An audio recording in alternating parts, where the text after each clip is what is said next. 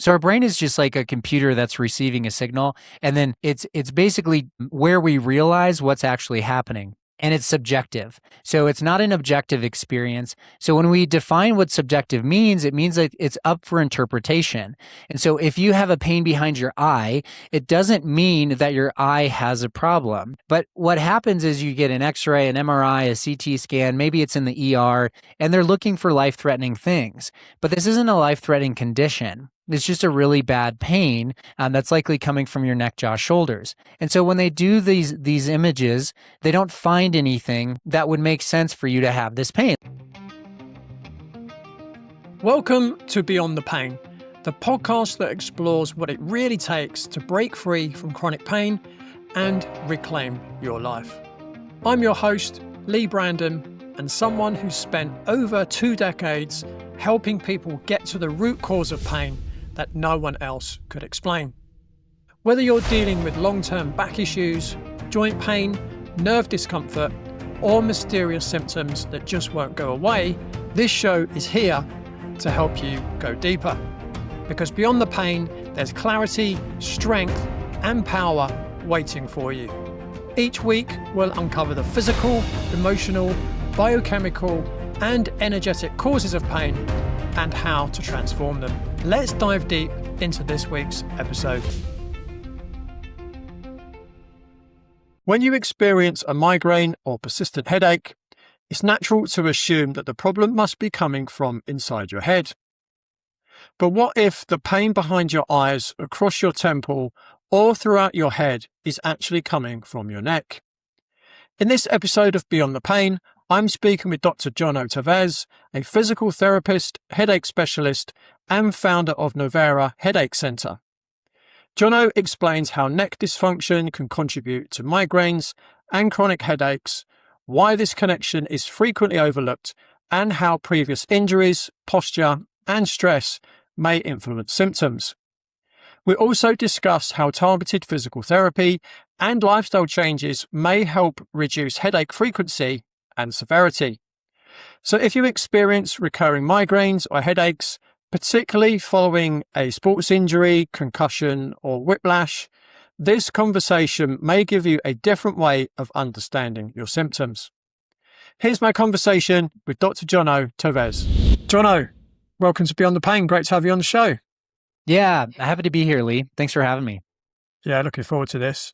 So before we explore migraines and chronic headaches in more detail, what I'd like to do, I always like to ask my guests if they would share their own journey and what led you to specialize in helping people with persistent head, neck, jaw, and facial pain.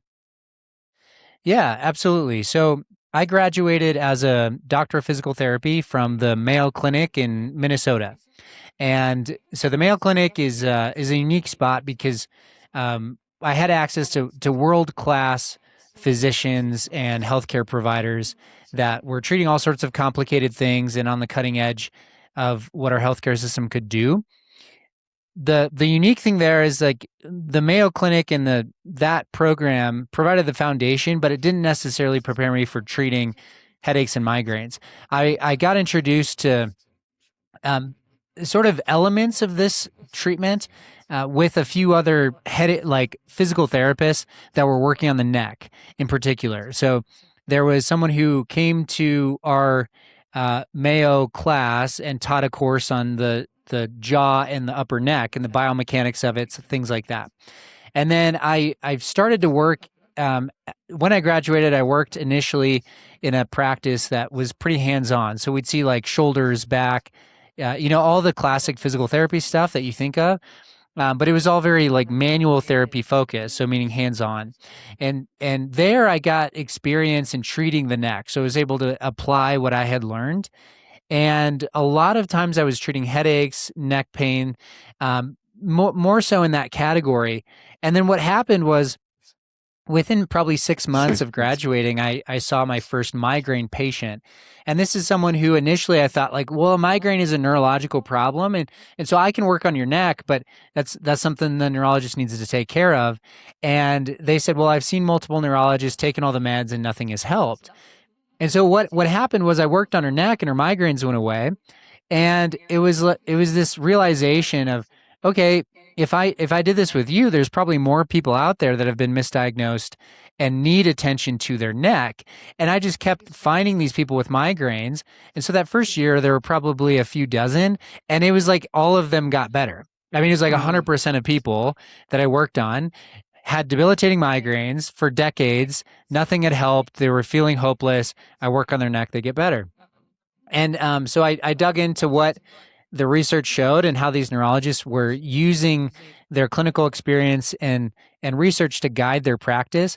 And essentially, it was all symptom based. So they were just managing symptoms with meds. And there was Mm. no conversation about root cause or like what was actually causing the pain signal. And it was such a clear connection to the neck being able to refer pain that I said, okay, well, I'm going to spend my career solving this problem. Ah, interesting. So how long have you been graduated? 10 years. Okay, cool. So I guess it was something because oftentimes, there are people in our field and they get into what they do because of their own story. They went through their own challenge and then they went and found the solution themselves and they thought, well, I want to help people overcome the same thing that I did using the same techniques that I did. But I think you're similar to me, and that's not your story. Your story just came about from, you went and studied, you started practicing, and then you just started to see these people coming to you, and then you realized, oh, I can help these people that have been to many other people previously, in some instances, didn't get any better, and in some instances actually got worse. And what you was finding is that you was actually able to help those people. And I'm sure you'll agree with me, when that happens, it's really satisfying that you're able to Oh, help someone and, able to get their life back. I mean, I've not worked with many people with headaches and migraines, but I do know my mum suffered from migraines a lot as a kid. And some days my mum would just be in her bedroom, curtains closed, and we just knew, don't go in her bedroom, don't disturb her, because she was just no good to anybody. So I know how debilitating that is. And, I imagine my mums were quite sporadic. She might have like 4 a year that were like mhm, really bad. And she right. was just couldn't do anything. And, but, I'm sure you've got some examples, but, you know, I'm sure there are people who have migraines a lot more frequently than my mum did. And you kind of wonder, how do they even get through life if indeed they do at all? Right. Oh yeah, yeah, and you're exactly right that the impact that I saw that this form of treatment could have on someone's life is really the main thing that's motivated me. And that's positioned with, I mean, as you're saying, the debilitating nature of migraines, it's the second most debilitating, what they call disease. I don't call it a disease, but um, if we're going to use that label, yeah, it's one of the most debilitating things on planet Earth. And so it puts people in bed and it impacts their careers, it impacts their time with family and friends and their social life. And so people feel very stuck and relying on medication and fearful. Even when they don't have a migraine, they're just always worried about when the next one's going to hit.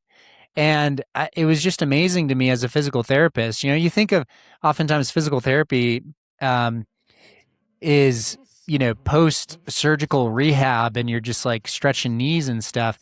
Not to minimize that type of care because it's important, but when you can take someone that's been through our healthcare system and worked with multiple neurologists and found little to no relief, and then you can change their life as a provider, that's like, wow, I need to lean into that because there's a lot of value there.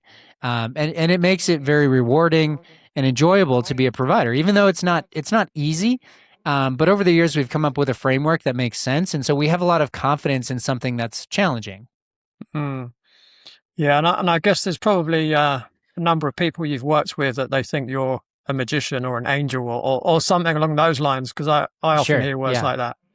Oh, absolutely. Yeah. Yeah. And really, yeah. And that probably comes from the fact that, um, yeah, Leigh, and you're working with the fundamentals of the human body and just sort of aligning people with what health should look like, which is mind blowing in a sense because our healthcare system does something completely different, but it really shouldn't be.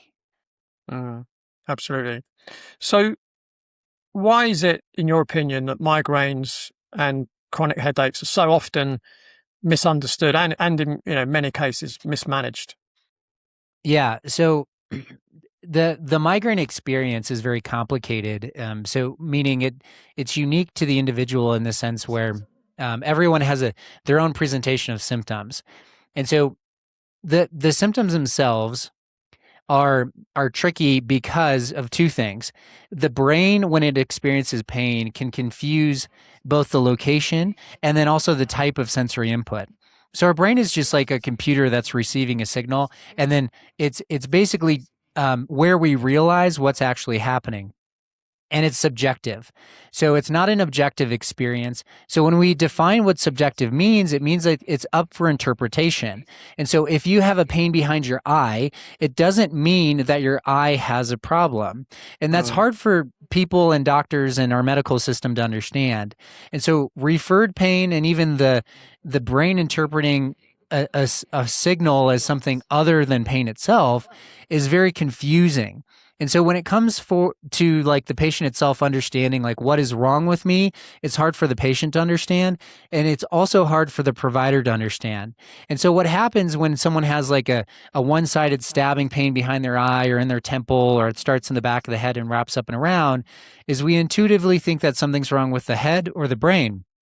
And so what we do is you go to your healthcare provider, and because the pain's so severe, they take it seriously, and that's not inappropriate. That's accurate. Like a severe pain should be taken seriously. But what happens is you get an X-ray, an MRI, a CT scan, maybe it's in the ER, and they're looking for life-threatening things. But this isn't a life-threatening condition. It's just a really bad pain that's likely coming from your neck, jaw, shoulders. And so when they do these images, they don't find anything that would make sense for you to have this pain. Like your brain is fine, your eye is fine. And so they say, well, there's nothing that would like cause this. And then you're just led down a road of meds. And so the problem is that they're not trained in understanding the referral pattern from the neck. And so when we think about things that it can objectively be wrong that send pain to the brain, and then the brain subjectively gets the information incorrect and thinks it's your eye, the neck is one of the most likely scenarios, and the neck is very mobile, meaning the neck has the highest risk of developing an injury, whether that's just like stress over time or some sort of trauma in your life, like a car accident, something like that.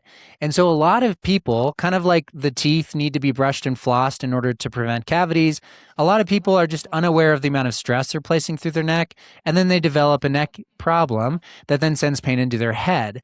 But we're not checking the neck as it relates to movement, meaning rotation, nodding.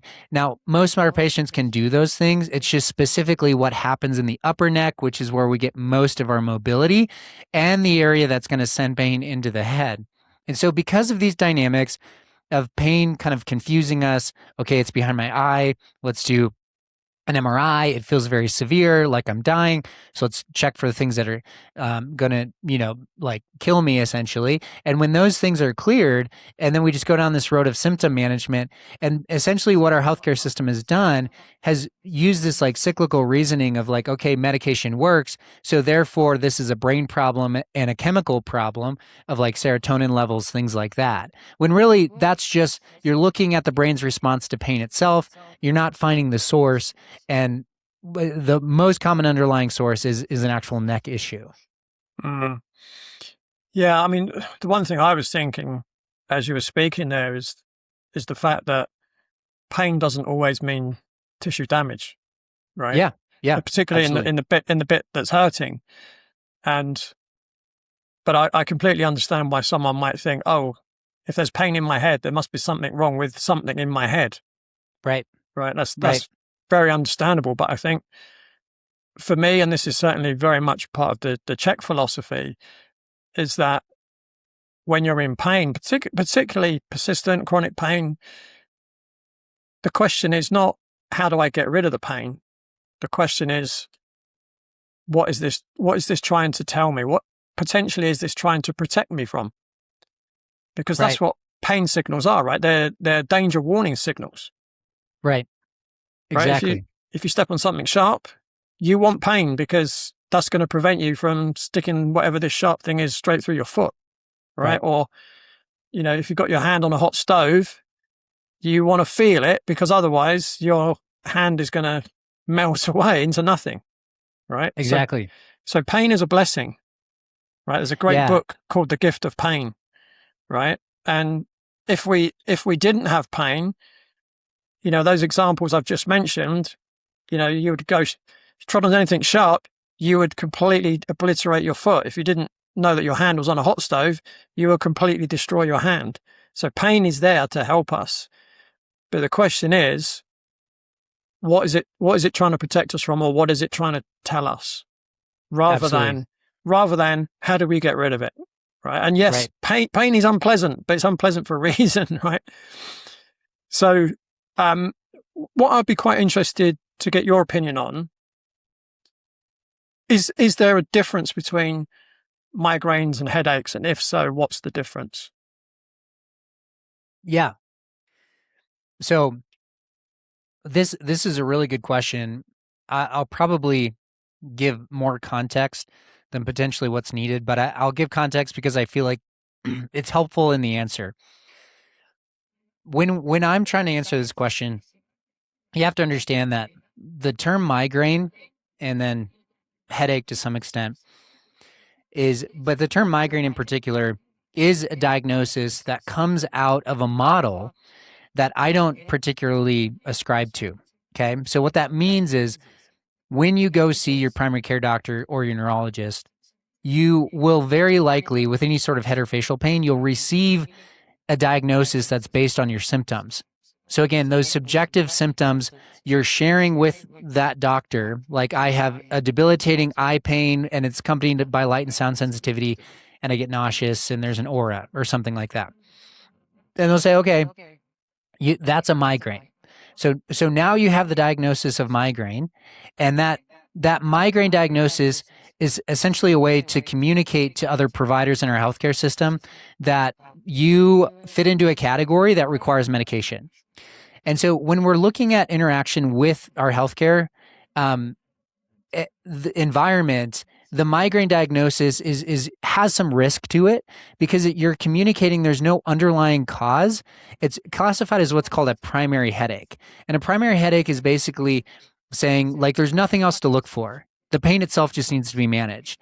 And so when we're talking about dynamics where pain is a feature of our body and we need to figure out what's causing the pain, migraine itself is put into a category where like our healthcare system has basically thrown up their hands and said, well, it's a primary headache, there's nothing else to look for, so stop looking.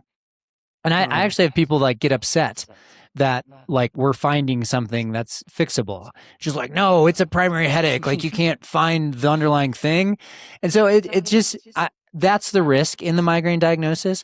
The benefit in the migraine diagnosis is that it gives people, the individual that's suffering with this, a way to communicate to those in their life that they're going through something that's very challenging, that it's debilitating, that, hey, I can't go to work today because I have a migraine. And having language like that is important because if you just said, well, I have a headache, that could mean a whole bunch of different things.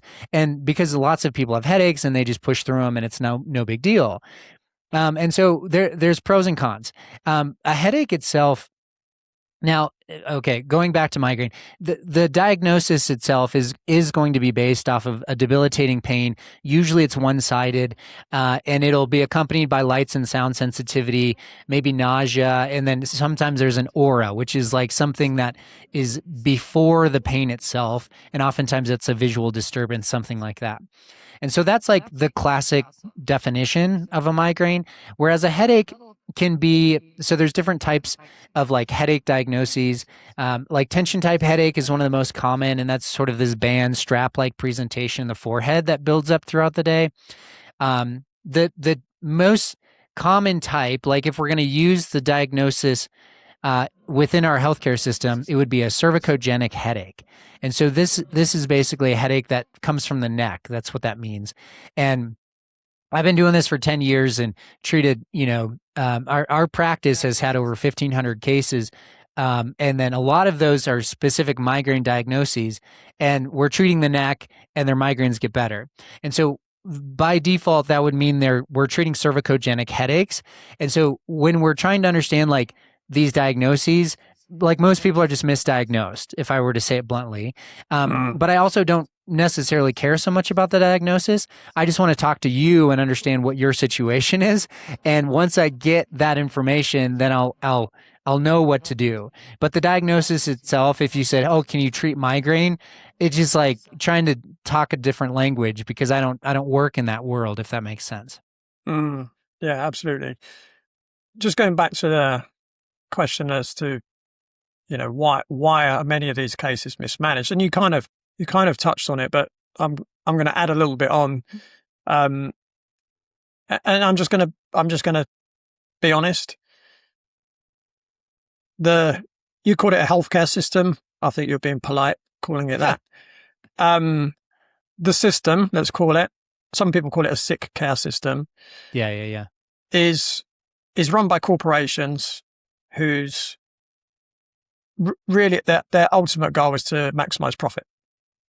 Right now, if you have a traumatic injury, if you have a life-threatening condition, they're definitely the people to go to, right?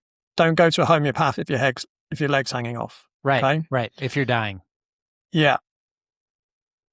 But my experience has been when you have a chronic condition, let's call it, they're able to make really good profits because there's a lot of repeat business. And whether that's pain meds or more appointments, more treatments, whatever it might be, they're not trained to get to the root cause of the problem. Right.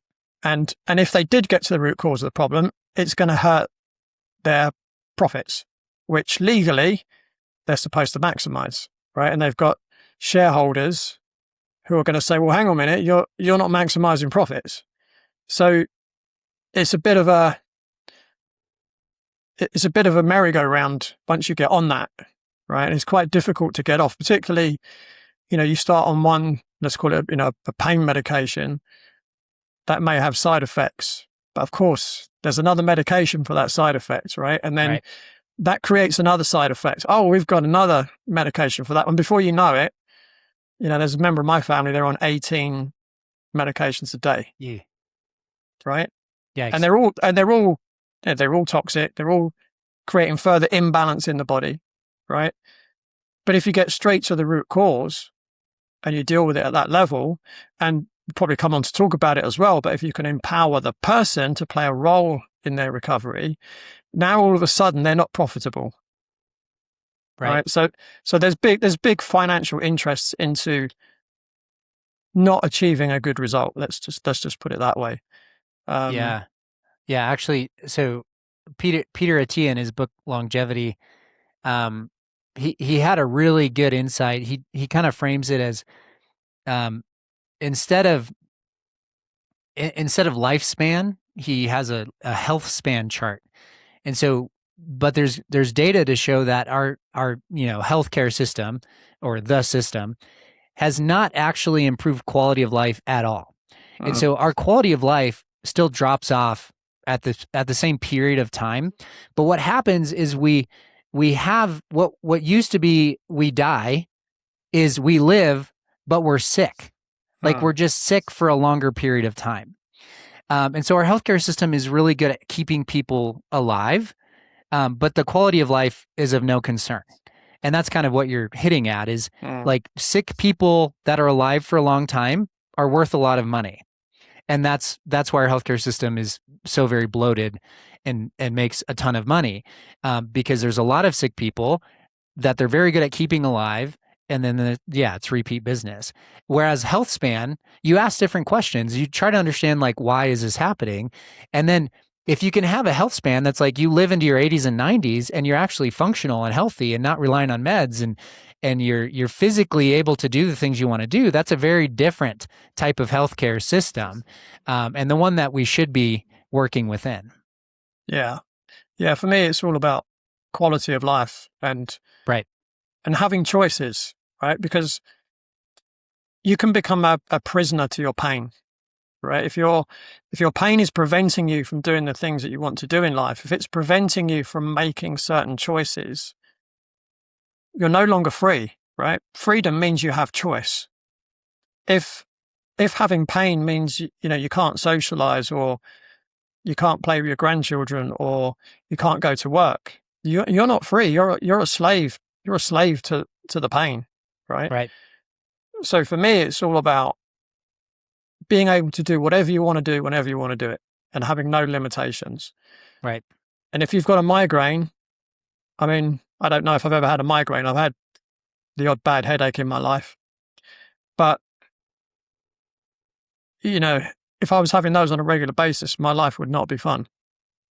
And I certainly wouldn't be doing what I'm doing. Yeah, absolutely. Absolutely. So when someone's been living with recurring headaches or migraines for a long period of time, what are some of the most commonly overlooked root causes that you tend to see? If you've been living with chronic pain and feel as though you've tried everything, it may be because an important part of the picture has been overlooked. In my book, Beyond the Pain, I explore why persistent pain is not always explained by the place where it is felt. Structural and biomechanical factors matter, but so can nutrition, inflammation, sleep, stress, nervous system sensitivity, suppressed emotions, and the meaning your brain gives to what is happening. The book will help you look at your pain through a wider, whole-person lens and begin identifying the influences that may be keeping it going.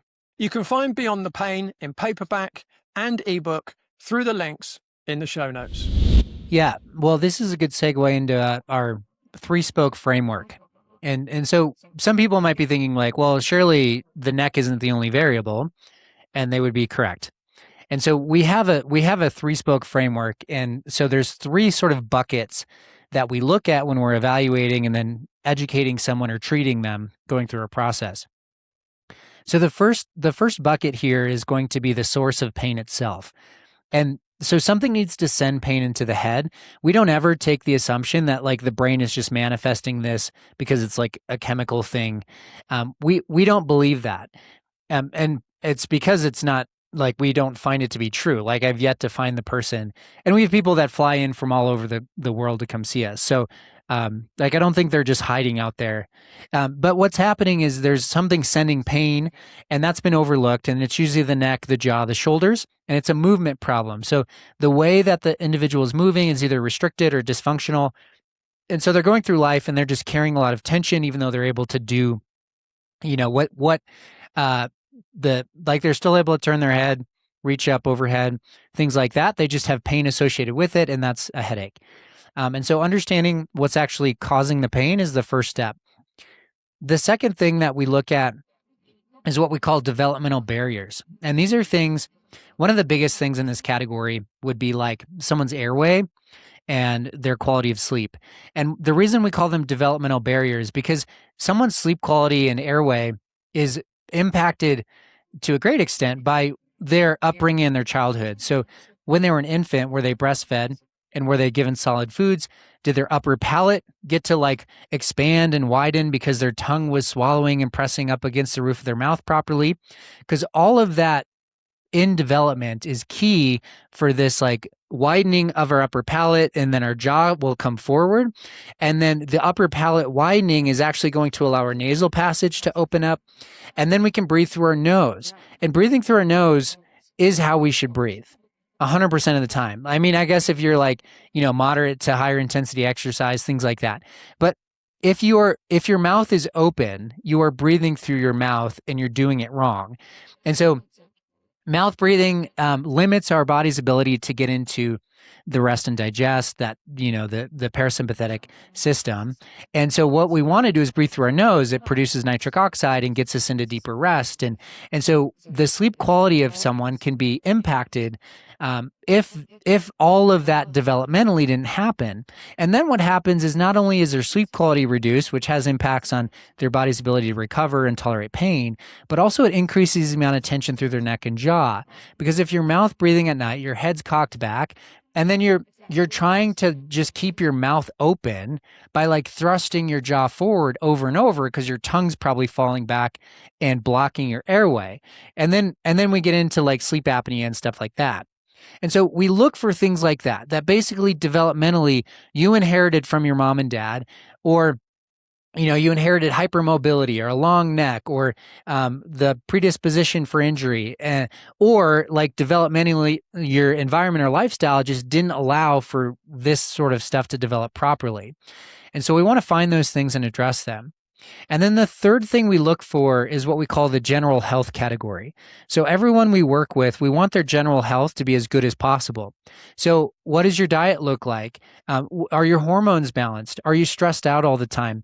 These are things that impact your body's threshold for pain. And so if your threshold is super low because your body's dealing with inflammation, because your diet's all over the place and your gut health is all out of whack, that's an issue. And we find that those are very difficult scenarios to get people out of pain, even if we did all the best things for your neck. If you were just so inflamed, like it's going to be very challenging to get you out of migraine zone. And so both variables need to be addressed. And so that's the three spokes in our framework that we look at. And when we have all three, we have a more comprehensive approach to care. And so when someone's thinking through their own scenario and like, what would be a root cause reason for me to have these? We tell people, don't think of like, it's just that one food that's inflammatory, or it's just the barometric pressure changing, or it's just your hormones and the dramatic shifts every month. It's not just one thing. It's all three of these things, and everyone has a different degree of like which is most important to focus on, but don't ignore the other categories just for the one. So that's my best bit of like education and how to think through your own scenario. Yeah, and that's really great for me to hear because, particularly with chronic conditions, I've found, and I've been working for 25 years now with people in pain, and with chronic conditions, it's very rarely one thing. It normally is a combination. I mean, it sounded to me like what you was describing was what's called central sensitization, where you've got multiple inputs into the nervous system and it becomes more sensitized. So then your pain threshold drops, and then you're more likely to experience pain.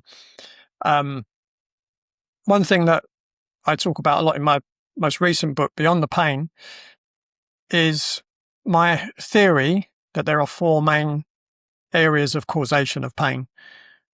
One is structural. Now, you've already spoken about that, right? About the neck, the jaw, etc., referring pain to the head. Metabolic, you've spoken about nutrition. Nervous system regulation, you've spoken about that. And then the fourth one, which I think affects nervous system regulation, and that's emotional trauma. Right. Absolutely. And I think, in my experience, quite often, 2, 3, or 4 of those are involved in chronic conditions. So it's really good to hear that you're kind of on the same page as that, at least to a degree.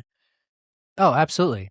Yeah, absolutely. And I think we as clinicians, and I'm very okay with having my expertise being in the like mechanical, I get the neck moving department.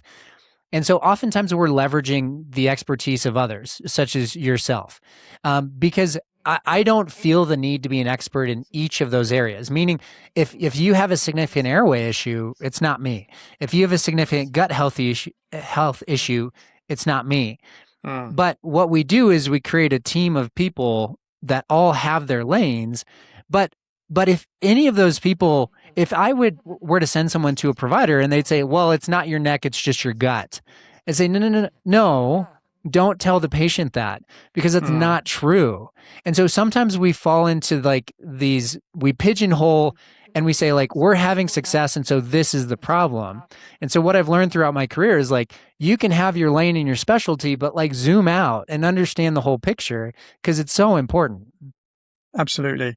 Yeah. And I've seen over the years when I've, worked in bigger facilities and you work with other people and you see they go on the latest course, and when they come back and everyone that walks through the door needs that right. technique that they've just learned. Right. It's always made me smile when I see that happening, even though, obviously I'm not smiling for the client, but I just kind of smile and just think, here we go again. And then they'll go on another course in 6 months' time and they'll come back, and that will be the only thing that they do for 6 months. So yeah, you've definitely got to have that helicopter view and be able to see it holistically. And again, it's great to hear that, you are referring to other people. And listen, I refer to other people. I've worked a lot over the years with a Nuka chiropractor. Unfortunately, she's not in the UK anymore, as far as I know. Biological dentists, Bates method practitioners. Right. Before I trained in it, I would refer to manual therapists. I've sometimes referred clients to Paul Chek. But I have picked up a lot of tools along the way as well. So I do work structurally, metabolically, nervous system regulation, and on the emotional side. But I still need that referral network, right? Right. Because if someone comes in and I see they've got a malocclusion, there's only so much I can do with my hands-on skills. The chances are I'm going to have to refer them to an orthodontist, right, to help realign the jaw. So yeah, again, that's really pleasing to hear that you're working in a similar way to myself. So in terms of the neck or the jaw, so you've already mentioned that the neck or the jaw can contribute to headaches and migraines and facial pain. But how, for the audience, can you explain how dysfunction in the neck or the jaw contribute to headaches, migraines and facial pain, and why these connections might be missed during a quote unquote conventional assessment? Sure. If your pain keeps returning, moves from one part of your body to another, or has failed to respond to the treatments you've tried, you may need someone to look beyond the painful area. In my consultations, I take a whole person approach, exploring the potential structural, nutritional, physiological, nervous system, lifestyle, and emotional influences contributing to your symptoms. The aim is not to simply suppress your pain. It is to help you uncover why your system may be producing it and create an individualized plan that helps you participate in your own recovery. If that sounds like the kind of support you've been looking for, you can find out more and schedule a discovery call using the consultation link in the show notes. Yeah, so it all comes down to movement, and that's what physical therapists are trained to do, is understand movement problems. Most are unfamiliar with maybe even the biomechanics of the neck, like how the neck should move, but they're going to have little to no experience in treating the neck as it relates to headaches and migraines. So just know that you going to see a physio probably won't yield the result that I'm talking about. And I'm not trying to be I'm not trying to paint a bleak picture or hopeless, but I'm trying to be accurate, because if someone takes what I'm about to say and then just is like, oh, I need a physio, it's going to look very different than what we do. But anyway, so what happens is it's a movement problem. And our healthcare system, anyone with like an MD or MBBS behind their name, anyone with that training is not necessarily going to be understanding how to look at the neck from a movement perspective. And so it's all going to be still image, rely on imaging, X-ray, MRI, CT, things like that. And so we get some detail, but we miss the full picture. It's kind of like trying to diagnose like how a runner or a sprinter could improve by just like taking a snapshot. Jono, sorry, I've got to interrupt for a second, because there's a story that a colleague of mine told me about. Are you familiar with Serge Grakovetsky? You come across him? No. He wrote a book called The Spinal Engine. He was a mathematician, and he used mathematics to kind of map the human body and the spine and how the body moves. His work was absolutely fascinating. I was lucky enough many years ago to sit next to him at a lunch during a conference. Oh, that's amazing. But he was at a conference. I think it was a medical conference, and it was mainly medical doctors in the audience. There was, I don't know how many were there. Hundreds of people in the audience, and he put an image up of I think it was a spine. Yeah, it was a spine, and he said, "Right, okay, who can tell me what's wrong with this spine?" And there was quite a lot of, "Oh, I'm not sure." Then one guy put his hand up. "Oh, I think I can see a little bit of ossification just below L3. And he's like, "No, that's not it." And another one said, "Oh, I think there might be a bit of a disc bulge between L4 and L5. No, it's not that." Another one puts its hand, oh, it might be a little bit of inflammation around the facet joints between, L5, S1. No, it's not that. Do you want to know what's wrong? It's a cadaver, right? His Oh point gosh. was, what can you tell about a living organism from an X-ray? I mean, yes, obviously you can tell if a bone is broken, but Yeah, yeah, yeah. it doesn't give you the full picture, right? Yeah. Like the So most important piece of information was missed. yeah. Yeah. Sorry, I interrupted you. No, Carry that's on. funny. I have a similar story from my time at Mayo. They did these grand rounds, and one of the orthopedic docs got up there, put an image on the screen, and asked the same question: "What's wrong with this image?" And same type of thing, but they said like the question that was asked was, "What's wrong with this image?" and what would the clinical picture of this patient be? And it was like herniated disc, degenerative disc disease, stenosis, like all these different things, and all like basically the room of very smart people said like this person is probably dealing with severe back pain down the right side, like numbness, tingling, has a hard time walking. And then the doctor goes, the presenter says, "Well, this is my back, and I have no pain." So anyway, relying on imaging is not it should not be the gold standard when we're looking at musculoskeletal conditions. And so, but it is basically the only thing that our healthcare system or a system is using. And if they do any sort of physical exam, they're just going to ask you like turn your neck. And the body's so good at compensating that that's also not a reliable way to evaluate. Like we need to understand the specifics of movement. We need to understand. So I've had people, and it happens all the time, that have had decades worth of headaches and migraines, and all they do when they come in, it takes about 5 minutes, or not all they do, but one of the main components that's like eye opening for them is to lay on the table, and I literally just press, like put a little pressure on the upper part of their neck, and it'll be really sensitive, and oftentimes it'll shoot pain into their head. And they'll say like, "Wow, no one's ever pressed on that spot, but clearly it's reproducing my headache." And it's just like, well, yeah, that's the problem. Like that's the issue. And they've been to Mayo Clinic, Johns Hopkins, they've traveled around the country, they've, tried all the medications. It's like this is the most complicated thing our healthcare system has ever seen, but no one's touched their neck. Like literally no one. So anyways, that's the problem. Like that is the issue. I see it all the time. And so that dynamic leads to the world of medication that we see, as opposed to understanding like a root cause approach to care.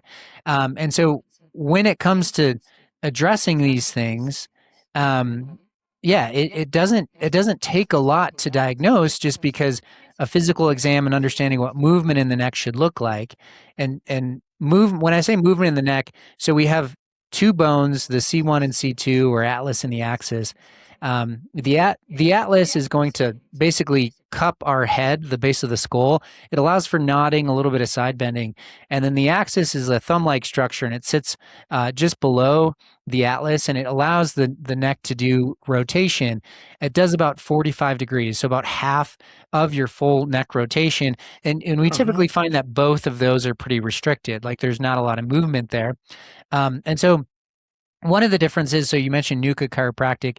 So, yeah, NUCA is focused on that area as well. They would take more of an alignment approach, whereas we take more of a mobility approach. So we're using hands-on techniques to restore function.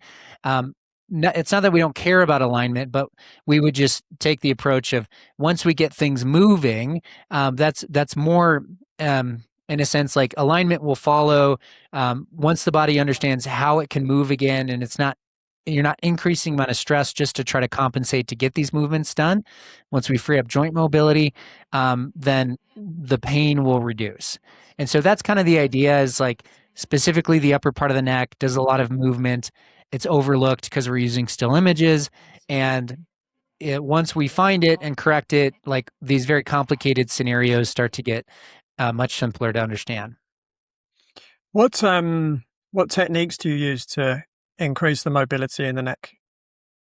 Yeah, so most of what we do is probably going to source back to um, a guy by the name of Maitland, who think he came out of Australia, but a lot of them are joint mobilization. So we're really just applying, there's different grades of joint mobilizations, but we're taking the joint up to tissue tension, meaning like we feel the barrier of how far that it feels like it wants to go, and then we push it past that because we know it can do that. And so think of it like, I tell people to think of it like, you hold your phone up to your ear, and after 15 minutes, you realize you got to straighten your elbow.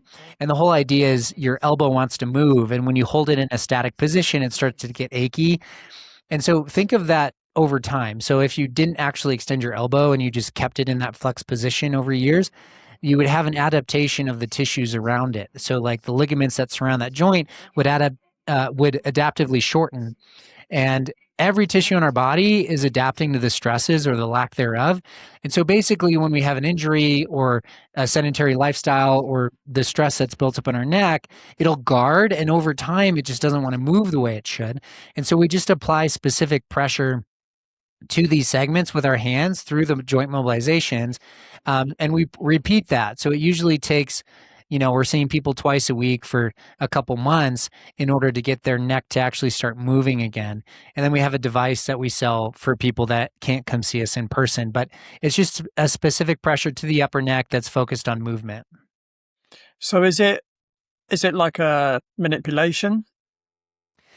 If by manipulation you mean like quick adjustment with popping or cavitation, we do that sometimes, but it's not our primary thing. So it's low grade. So a manipulation with the cavitation would be like a grade 5. We're usually in the grade 3, 4. So we're taking the tissue up to tension and then pushing it past. Whereas a grade 5 is more of that high velocity, like the really quick snapping, popping techniques. Mm. Yeah, because Nuka's kind of, it's very low intensity but long duration, isn't it? Yep.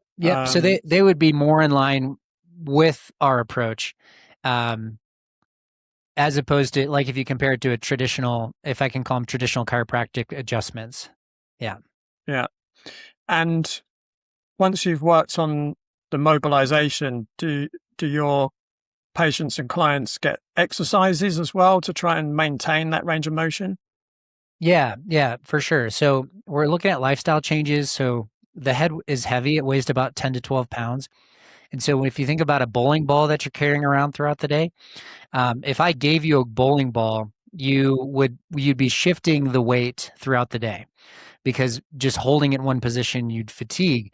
And then you also wouldn't want to hold it out in front of you because you'd fatigue even faster. And so we just want to look for things that are, for example, holding the bowling ball out in front for a long period of time, because your neck won't necessarily tell you that that's a problem until you just have a headache. So we look for lifestyle changes, but then we also incorporate exercises, whether that's for the neck or for the shoulders. The shoulders are closely integrated with the neck, and so we want to make sure the shoulders function well, they're stable, and then of course that you can maintain function in the neck and stability. And so there's a whole series of things that we look for and will educate people on as far as exercise. Yeah. So I'm just thinking about the audience right now. They may be wondering, so how is it? What's the mechanism? How neck or jaw being, let's say, out of alignment, how would that cause a headache? Right. So if we just assume that there's a problem, right? So whether you got there through trauma or through, like I use the cavity example, like your teeth are just in a state of stress, and then over time the enamel wears out. So think of the neck that way. Like little things, little stresses over time can lead to the same problem. So you don't have to have a known injury. So if we assume like, okay, there is a problem in that area, why does the head hurt? So the head hurts because the upper part of the neck, anywhere from the base of the skull to C3, is able to refer pain into the head. The reason it's able to do that is because it sends a pain signal through what's called the trigeminal cervical nucleus. This is a nucleus in the brainstem that picks up sensation from the trigeminal nerve, from the occipital nerve, and from the upper part of the neck. And so basically think of this as the nerves, these sensory nerves coming together, and they meet up in one spot in the brainstem. Then what happens is it sends that common signal through the thalamus and then eventually to the cortex. And then the brain is actually interpreting what is happening. And it has to interpret the location and the type of sensory input. And so basically, it's because of that neural pathway that it travels on and its overlap with facial sensation and back of head sensation that the brain gets the input. And it's like, okay, I have to figure out where you came from. And I'm kind of confused, but I know it's one of these three areas. And the thing with referred pain is the more intense it is, usually the more the brain's going to describe it to just everything, right? So an intense pain is like, maybe it was the neck, but because it's so intense, like everything's just going to hurt. That was coming from that pathway. And so when you're like, wow, it's a really bad, like eye stab pain, then we can basically assume like the neck is fair game to cause the eye to hurt. The things about referred pain, though, that we can use as like objective patterns, even though it's subjective, like the patterns can be trusted in a sense where if you have a right eye pain, typically it's a right neck issue. Or if you have a band-like presentation in your forehead, usually it's like tension built up through, multiple spots in the neck or shoulders, and it's usually muscle related. If you have an occipital burning pain, oftentimes it's like the nerve might be irritated, or there's like the OA joint or that first nodding joint can be irritated. So we see that the pain itself can't be trusted in like, if your eye hurts, you have an eye problem, but the patterns can be trusted in the sense of like, we can now get some information to know where to target as far as treatment. Yeah. Yeah. So moving on, what role can stress, nervous system dysregulation, and a fear of pain play in keeping someone trapped in a persistent pain cycle? Oh, yeah, significant. So I had a guy call me. He was in Canada, and he basically went through all of his symptoms, and they were bad enough where he thought something was being missed that was killing him, and no one had ever told him otherwise. And I didn't, I sort of there's difficulty in like diagnosing someone virtually, especially when they're out of the country. But I basically said like your presentation of pain, clinically matches the people that we see all the time, and it's not something that's killing them; it's a neck problem. And I didn't do anything other than just explain how his body is responding appropriately, and it's likely not something that's killing him. And he said like the pain basically went away the next day. And so one of the things that our system does, Hippocratic Oath, like do no harm. Like I think I can argue that there's a lot of harm being done. And one of the ways that it's being done is, okay, you go to your provider and they do that image. Let's say, for example, that they find something in your brain, and it's maybe it's an abscess or a tumor or some sort of like small, like it's a finding that, everyone has a level of abnormality. And if we just like scanned everyone's bodies, like we'd all be terrified that we're dying to some extent. And so let's say you go in and you find something and it has nothing to do with your headache or migraine, and it's benign, and it has nothing, like it's not something that ever needs to be taken care of. But because it's an abnormal finding, what's going to happen is either your doctor or just you, based on the imaging, you're going to think like, okay, I am dying and it's this thing and it's a problem. And what's going to happen is your fear and anxiety around this problem is going to be elevated to the point where like it's way worse than it needs to be. And so thinking through our pain accurately, and especially as a feature, not a bug, and then trying to understand like what the underlying cause is super important, because if you start to extrapolate and build this idea in your head that it's way worse than it is, then I guarantee you it is going to be way worse than it is. And so perception of pain is huge. And I mean, one of the classic pain stories is, I think it was actually, maybe it was in Britain, somewhere in Europe. A gentleman, construction worker, had a nail shot through his foot, through his boot, and screaming in pain. Like they take him to the hospital. They can't even touch his foot because it's so painful. So they do an X-ray image, finally get the boot off. The nail didn't even touch his foot. Like it wasn't like skin was not broken. It went like in between his toes. But he perceived it as going through his foot. And so the pain was very real to him. And so we want to think about pain accurately. And as providers, we need to make sure we don't, paint some sort of image that makes it worse for that individual. So, when it comes to the psychology of pain, it's hugely important. And then when we think about anxiety and stress, even stress outside of like your understanding of your scenario, I mean, stress puts our body in a fight or flight state. And then you're kind of on high alert. So everything's just like ramped up and more sensitive. And so when it comes to getting people into the parasympathetic side of things, we use things like different colored lenses, different light bulbs to try to calm people down. It could even potentially be different scents, although with migraines that can be a little risky because people are sensitive to those. We also use things like box breathing, or we look for something called over breathing, which is basically like how well is your body able to cope with CO2 buildup. And typically, if you're super stressed out, you're just constantly trying to get your next breath in. And so we train people how to slow that down. And so things like that are super important so that just your general stress level comes down in order to tolerate pain. Yeah, it's interesting, when you're talking about, someone might have a benign tumor and then, the medical professional assumes that's definitely the thing that's causing the pain, right? And, in my line of work, we know that there's so many studies have been done on, lumbar discs, for instance.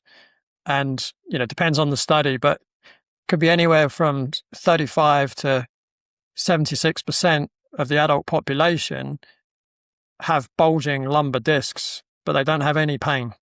Right. But exactly. if you did MRIs of all those and showed them to a room of medical doctors, they would say, right, what's going on with these patients? And then they will go, oh yeah, they've probably got lower back pain, possibly sciatica. And like, no, there's nothing wrong with them. So it's very easy to make that assumption, to jump from, oh yes, I'm seeing something physical, therefore that must be the problem. The other thing that you mentioned as well reminds me of the work of Dr. Jono. I don't know if you're familiar with him.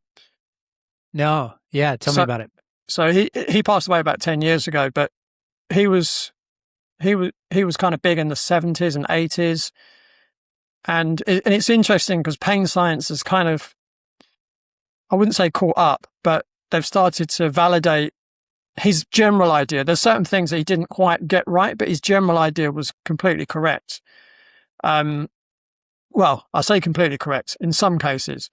So in his experience, which was, decades long and working with thousands of people, he suggested that people with chronic conditions were oftentimes suffering from repressed emotions that in his view, the conscious mind didn't want to allow the subconscious mind to bring it to the surface, either because it would be too traumatic or it would mean, letting out this rage, which is not acceptable in today's culture, right? You probably get locked up, right?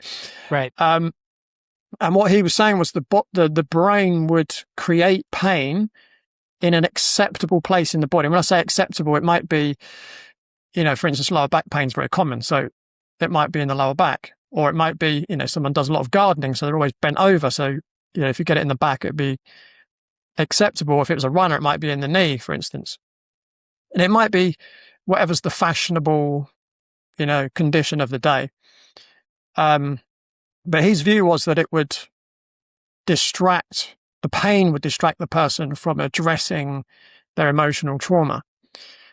Now, what's quite interesting, like reading his books and watching his videos, my feeling was his underlying understanding, I think, is correct. But there were certain things he was saying, I was like, I don't agree with those things. And what's interesting, like the modern pain science has come out and they've basically agreed with everything that I was thinking, was that his underlying theory was correct, but certain things about it wasn't quite right. Sure. But that doesn't mean to say that every chronic pain condition is caused by, repressed emotions, right? As I said earlier, it could be structural. I mean, if you've got, this is the thing I was trying to remember earlier. When you look at most people today, and it really depresses me, if I'm walking down the street, if I'm at the gym, almost everyone is looking down at their mobile phone. Right. You're walking through the park, everyone on a park bench looking at their mobile phone. So what's that going to do to their neck? Yeah. So, right? Yeah, it's significant. I think, there's physical therapists on either side of this where it's like, oh, it's not a big deal. And other ones that are seeing it be a significant issue. I mean, if you just think about physics and the forces that are at play, I mean, your head weighs 10 to 12 pounds. So think of the bowling ball. Even with a 15-degree forward head posture, it doubles the perceived weight on your neck. And so, I mean, if you just had to choose, like, do I want my neck to hold up 10 to 12 pounds or do I want it to hold up 20 to 24? I mean, just like think 10 to 12, like that's better. It's less stress. And so like there's two types of stresses. There's bad stress and good stress. And our body in the absence of stress will deteriorate and decay. And so we need stress. The good type of stress are the things like exercise, putting our body in situations that it then builds and becomes more resilient. But something like stress of a neck being forward, looking at a phone for long periods of time is not the type of thing that's going to make the body more resilient.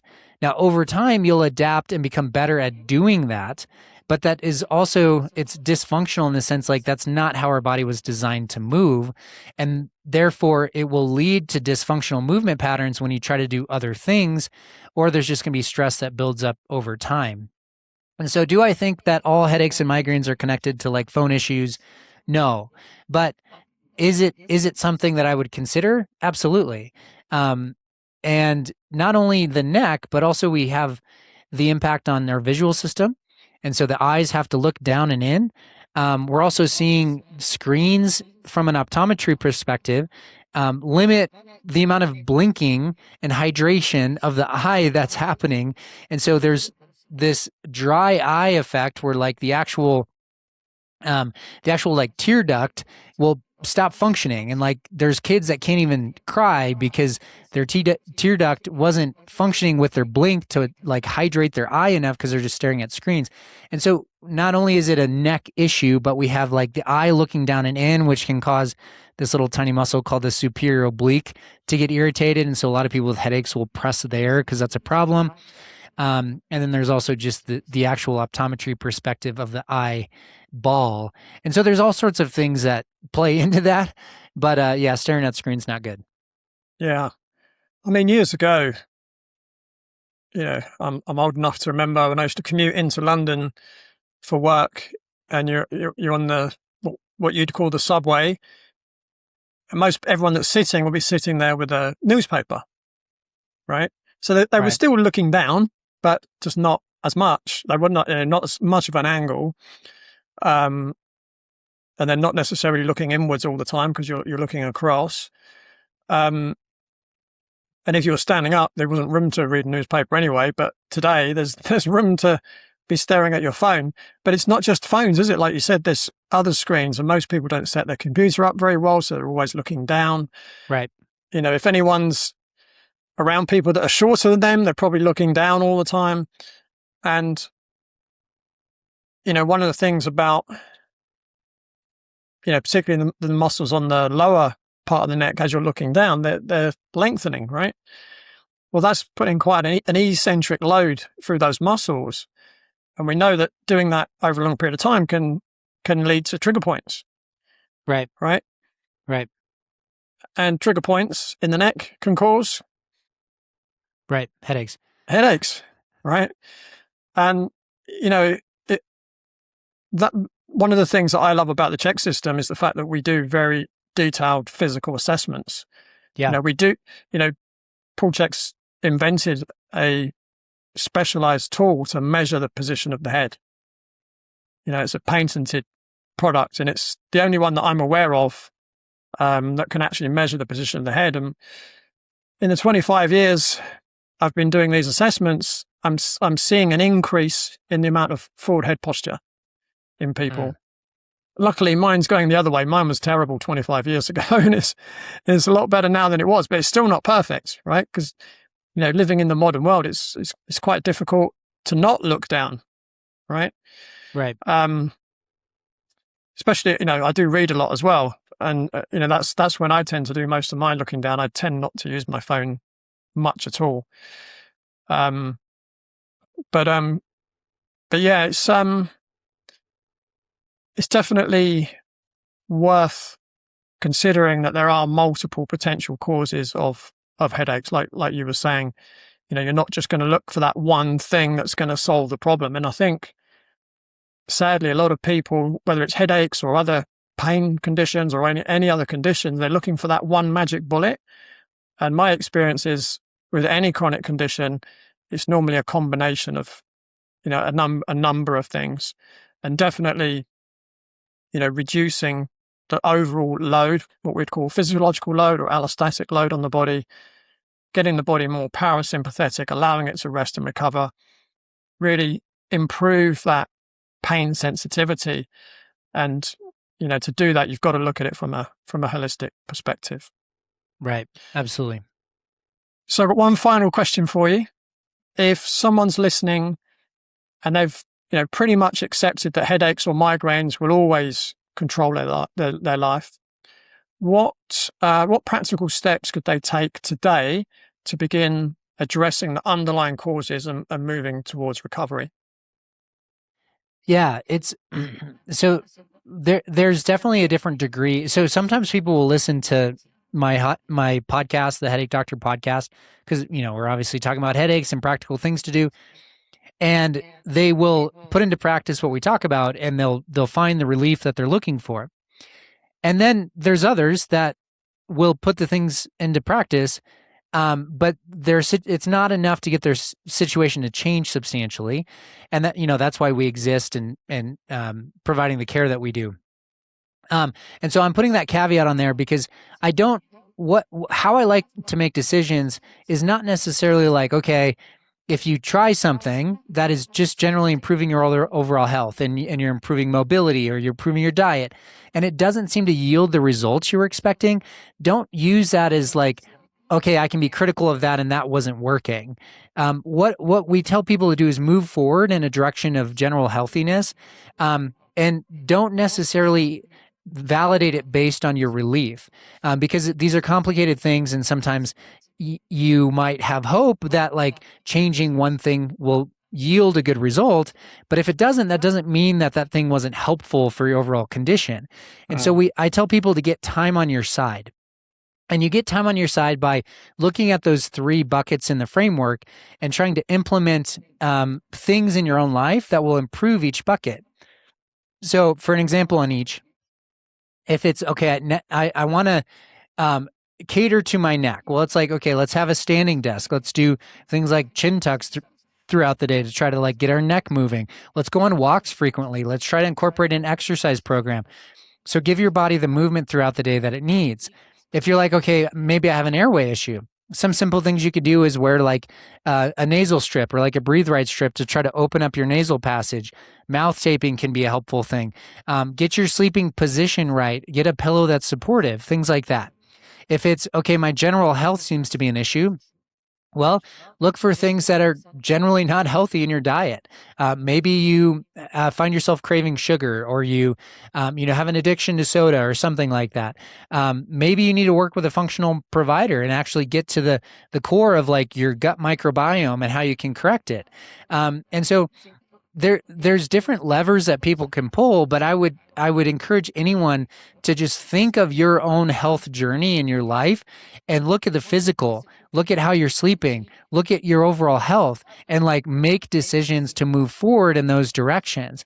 And then just know that if you still feel stuck, of course you can reach out to us at Novera Headache Center. We do a virtual and then in-person options for people, just because we want to help you either get granular with your own situation and providers that you might be able to find locally, or like actually help you solve the underlying neck issue, because some people just have their necks are just so tight and irritated that even if they implement things like standing desks and movement throughout the day, it's not enough to move the needle, and that's where we want to assist.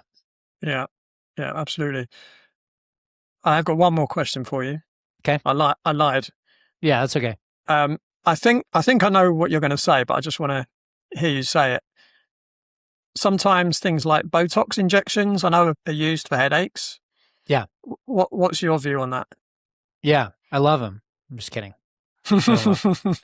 Yeah. So Botox, so we talked about symptom management and how pain is a feature, not a bug. And so like, if you just try to shut off pain, it ultimately leads to more issues. And so Botox, although probably one of the most effective forms of, quote unquote treatment, it's literally injecting a toxin into muscle tissue. And so what it does, it prevents the myosin from binding to the actin. So like the components of the muscle that allow it to contract are not able to do that thing. And so you're just like basically paralyzing a muscle tissue, and enough of this stuff will kill you. It's very toxic. And so it's botulism toxin. Botulism. Yeah. And so, they just like, I don't know, marketing, advertising, they make it like, oh yeah, it's just like reducing your wrinkles. So it's really, so think of the neck as dysfunctional.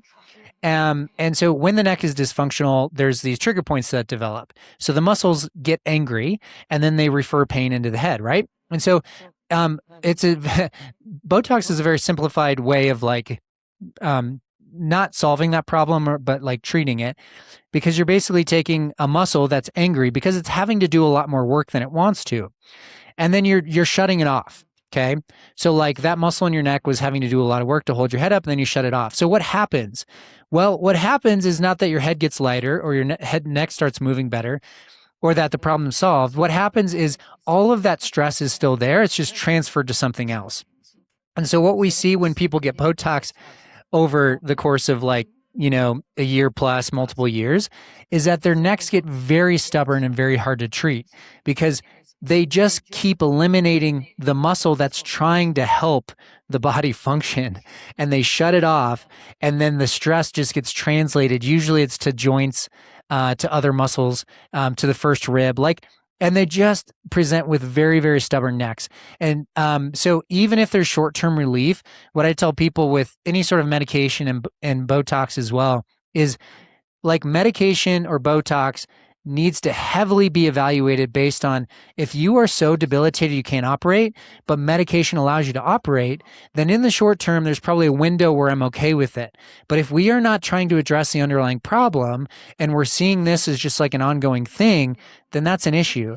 And especially if Botox or meds stop losing their efficacy, like if they don't work anymore, like, do not convince yourself that they're doing something, because they're causing harm. They're making the situation harder for your body to get out of.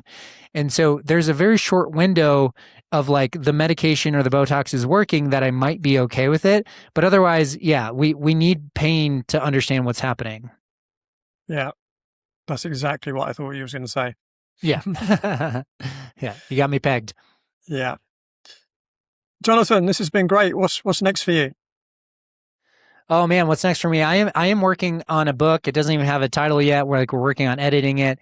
But for me, it's just my ongoing weekly podcast on the Headache Doctor podcast, and then Novera Headache Center is my day job, where I help people with headaches and migraines. And so we're in Colorado. We have 2 locations, and so we have, like I said, we have people travel from all over. But yeah, it's that's what's next for me, is just continuing on my mission. Awesome. And where can people find you online? Yeah, so it's NoveraHeadacheCenter.com. So that's Novera HeadacheCenter.com. And then the Headache Doctor podcast, like there's a TikTok that you can find me on, the Headache Doctor podcast. On Instagram, it's Novera Headache Center, or my name, Dr. Jono Taves. And so those are the different avenues that you can interact with me. Awesome. Jono, thank you for your time today. I've really enjoyed it. It's been really great chatting with you. Yeah, likewise. Thanks, Leigh. Awesome. So that's it from Jono and me for today's episode. But be sure to tune in, same time, same place, next week on Beyond the Pain. Thanks for listening to Beyond the Pain. If this episode resonated, please follow the show, leave a review, or share it with someone you know who's been struggling. And remember, pain is not permanent. With the right insight and support, you can turn it into power. Until next time, stay open, stay strong, and keep moving beyond the pain.